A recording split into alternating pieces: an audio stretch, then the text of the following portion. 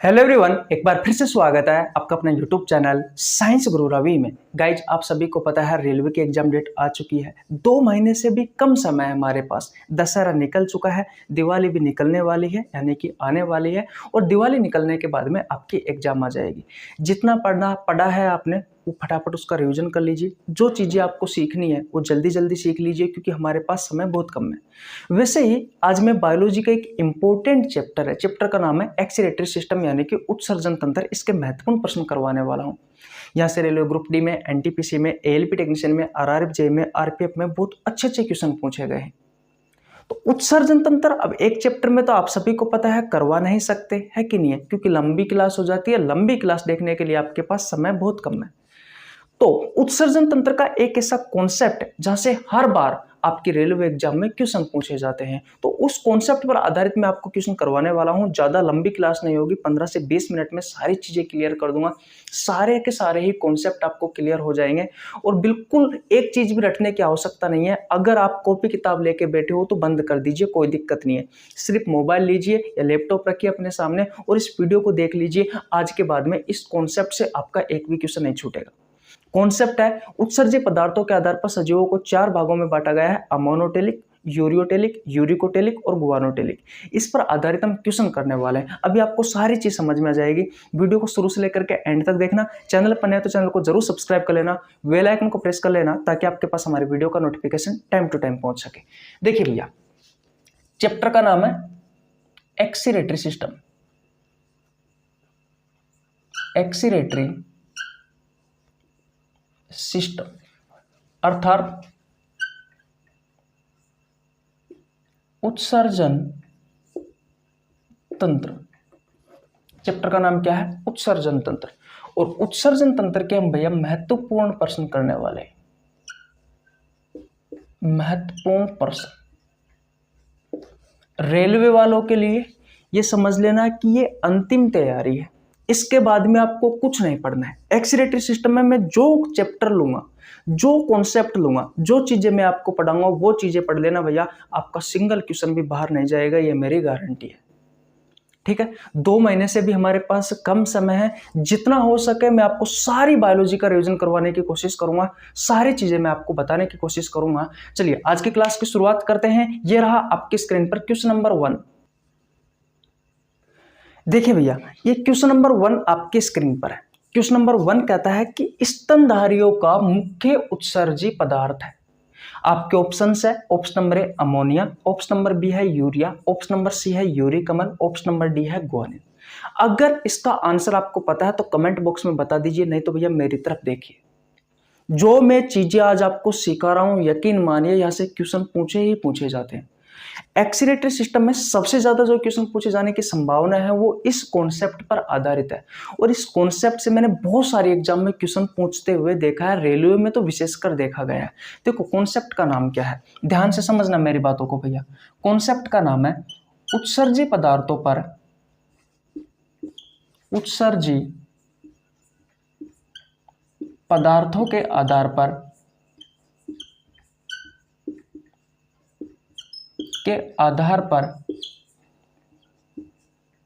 सजीवों को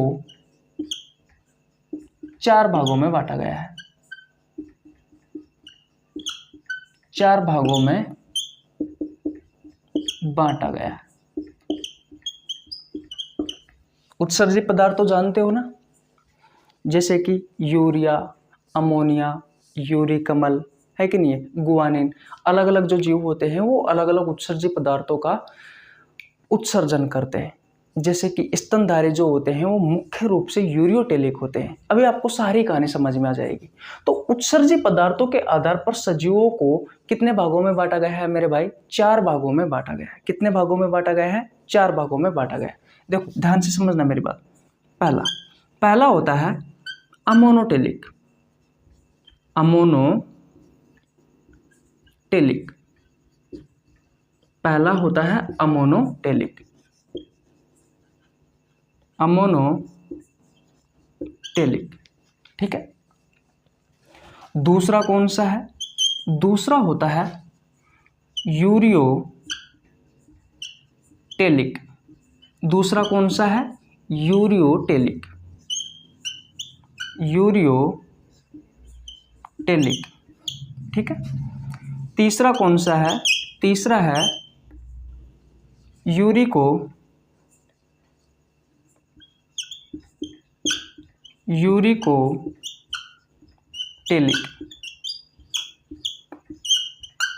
यूरिकोटेलिक, ठीक है। और मेरे भाई चौथा कौन सा है? गुआनोटेलिक,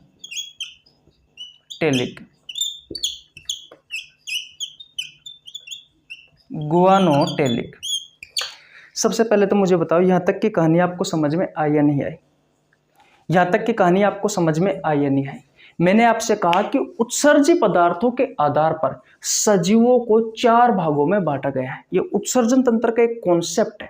जब आप उत्सर्जन तंत्र वाला चैप्टर पढ़ोगे तब आपको समझ में आएगा बहुत अच्छे से। देखो, तो उत्सर्जी पदार्थों के आधार पर सजीवों को 4 भागों में बांटा गया है।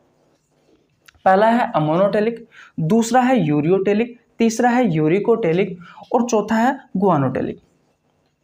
जैसे कि हमारा शरीर है, अब हमारे शरीर में हम किस किस का उत्सर्जन करते हैं? हम कार्बन डाइऑक्साइड का उत्सर्जन करते हैं ना। हम पसीना का उत्सर्जन करते हैं।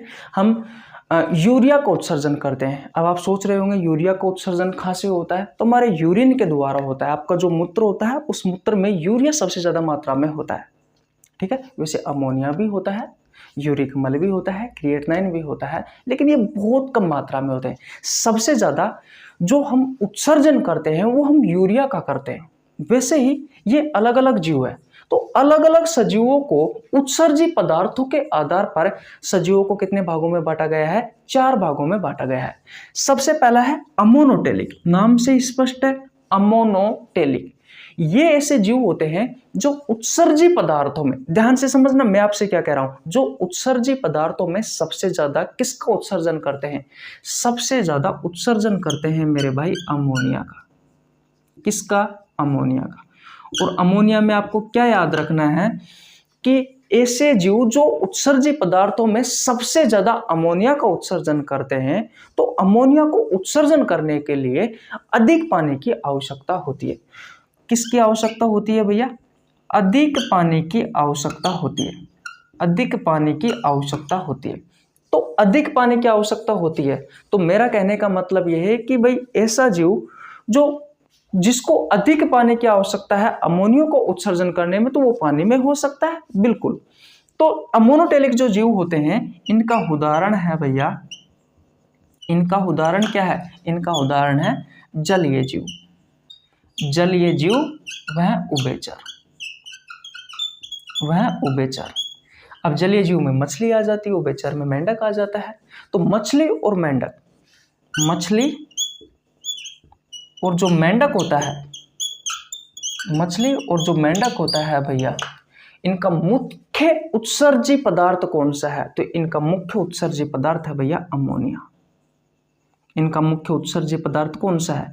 इनका मुख्य उत्सर्जी पदार्थ है भैया अमोनिया। बोलो, किसी को प्रॉब्लम यहाँ तक?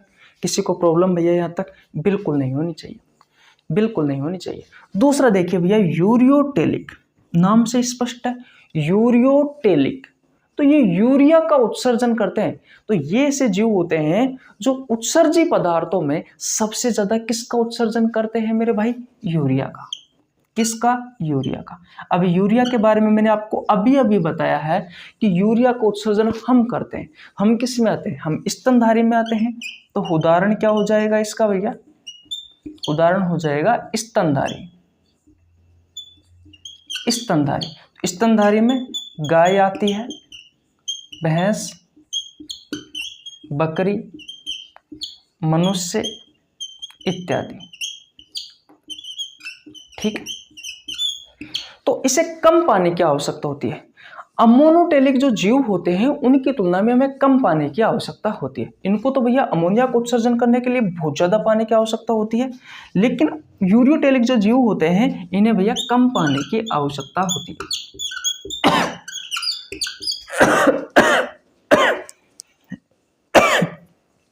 सॉरी भैया।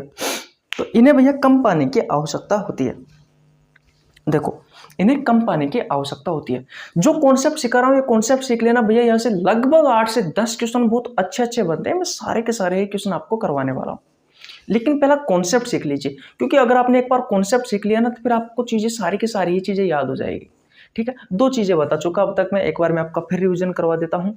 अमोनोटेलिक ये ऐसे जीव होते हैं जो उत्सर्जी पदार्थों में सबसे ज्यादा अमोनिया को उत्सर्जन करते हैं। अमोनोटेलिक अमोनिया, अमोनोटेलिक अमोनिया, नाम से स्पष्ट, अमोनोटेलिक अमोनिया।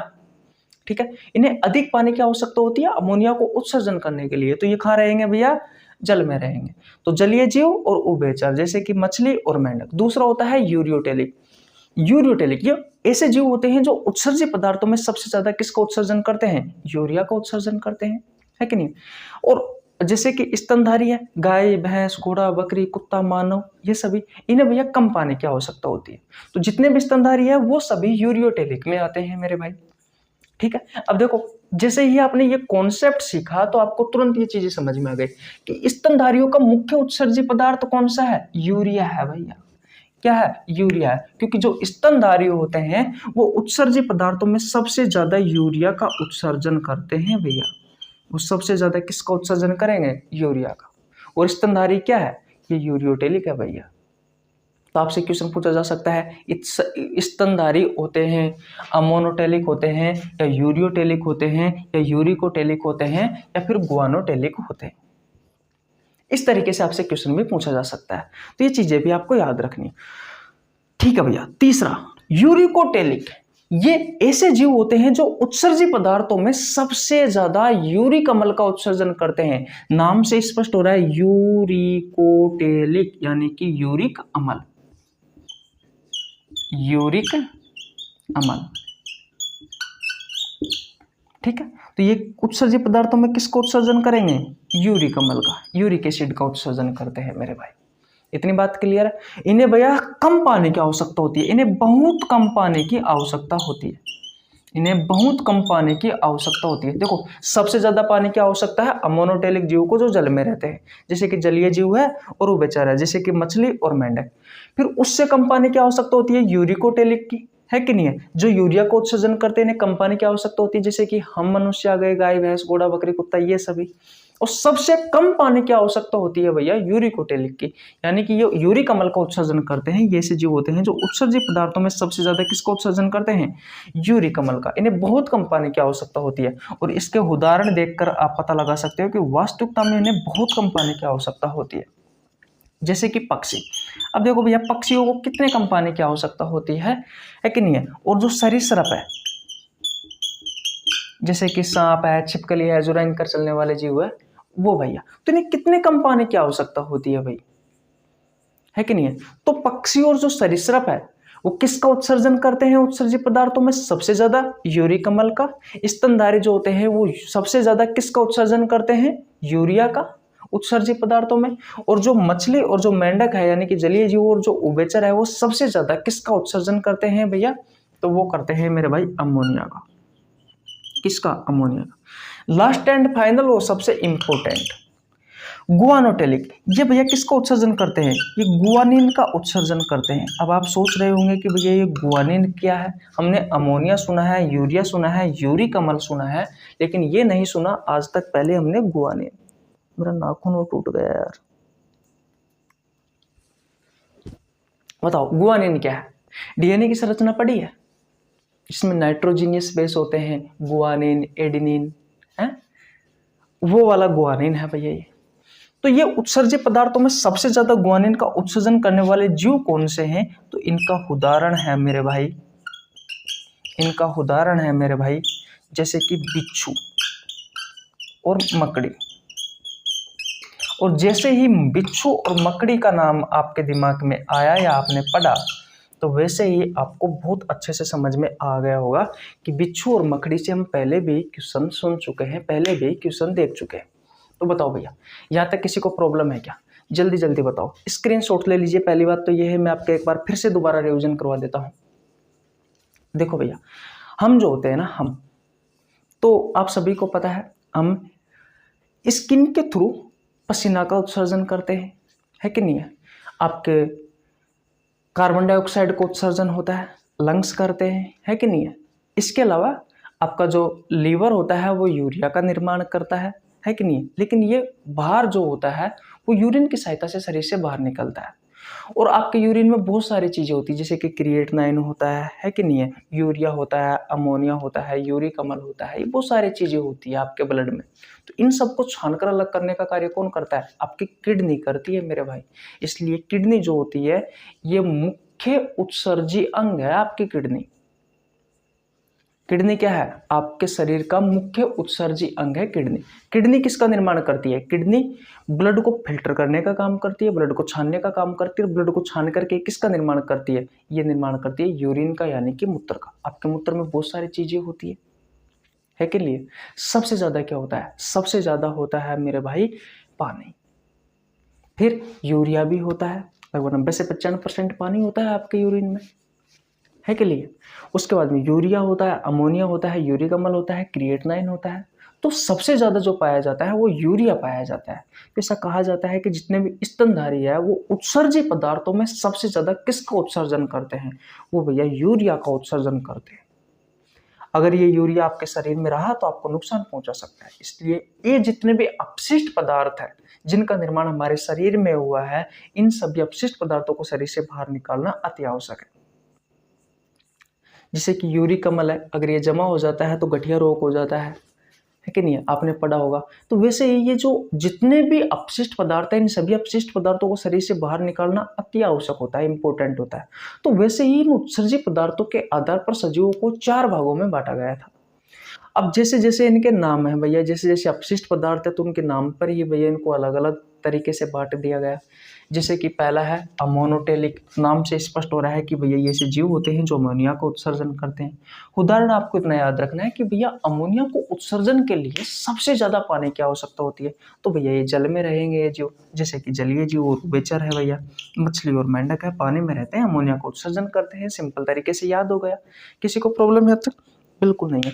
आवाज कम आ रही होगी यार, माइक है वो अंदर चला गया था, अब अच्छे से आ रही होगी, ठीक है। दूसरा होता है यूरियोटेलिक। नाम से स्पष्ट है यूरिया का उत्सर्जन कर रहे हैं। आपके ऑप्शन है, सॉरी उदाहरण है स्तनधारी। तो स्तनधारी वह जीव होते हैं जो सबसे ज्यादा उत्सर्जित पदार्थों में यूरिया का उत्सर्जन करते हैं। तीसरा होता है यूरिकोटेलिक, जो नाम से स्पष्ट है, ये ऐसे जीव होते हैं जो उत्सर्जित पदार्थों में सबसे ज्यादा यूरिक अम्ल का उत्सर्जन करते हैं। इन्हें बहुत कम पानी की आवश्यकता होती है, जैसे कि पक्षी और सरीसृप।